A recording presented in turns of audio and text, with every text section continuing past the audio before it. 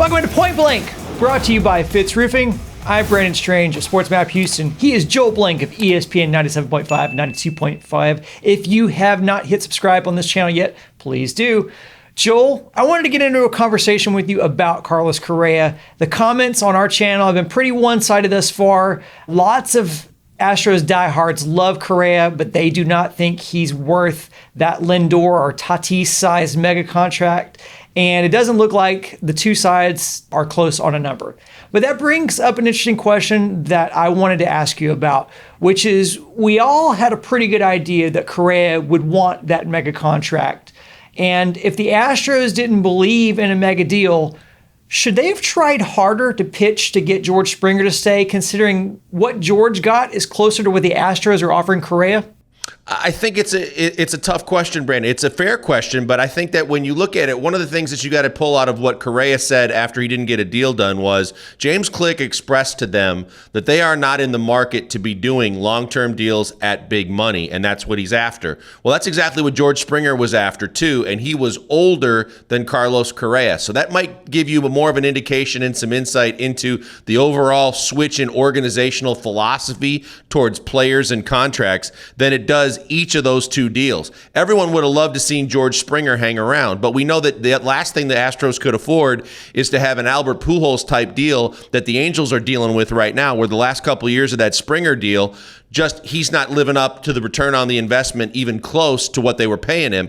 And I think that that's what the fear is with the Astros. Because of the pandemic, because of all the financial woes, they just weren't going to be in a position to extend themselves and do some of the things they've done in the past when everything was rosy and they were out acquiring Justin Verlander and Zach Greinke and guys like that. What does it say to you that the Astros offered Carlos Correa, who's 5 years younger, less than what George Springer got?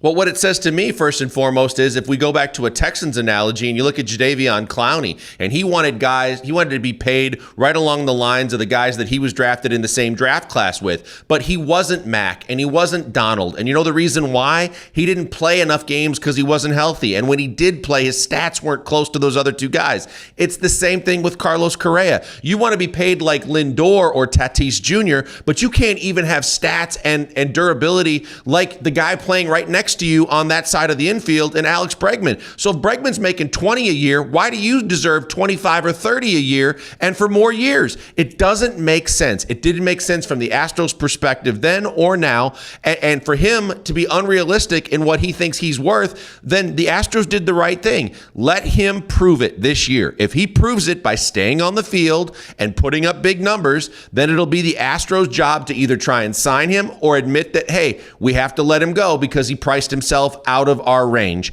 But if not, then the Astros made the right deal because they still may be able to come back with the exact same offer or less at the end of the year and end up with that guy as your shortstop.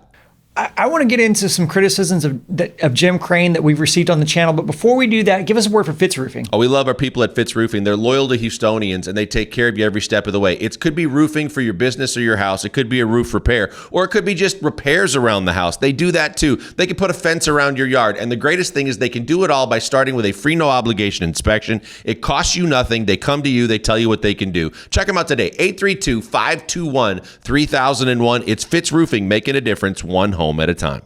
A comment I've seen a couple times on our channel is that Jim Crane got this windfall of money from the World Series win, and that if he didn't sign Springer and then he doesn't sign Correa, that he's just being cheap. He's just being another cheap Houston owner. What would you say to fans that feel like Click and Crane are being cheap? Meanwhile, they continue to run out a competitive team on the field and are consistently in the top 5 and 6 in payroll. I think they're being responsible, and I think that it's painful for Astros fans because they just feel that money grows on trees and that he should just keep on spending. But we have to be realistic in looking at the business side of everything. When he was spending all that money, everything was great. Butts and seats every night and marketing opportunities left and right, and all the different things that were making him money hand over fist have been taken away for the last year and a half. And until he gets those things back and he gets Verlander and Greinke's contract off the books, he's very uncertain as to the stability of the franchise in terms of profits that are going to allow him to go out and spend to get the players that people are asking him to keep and or go get. So I think that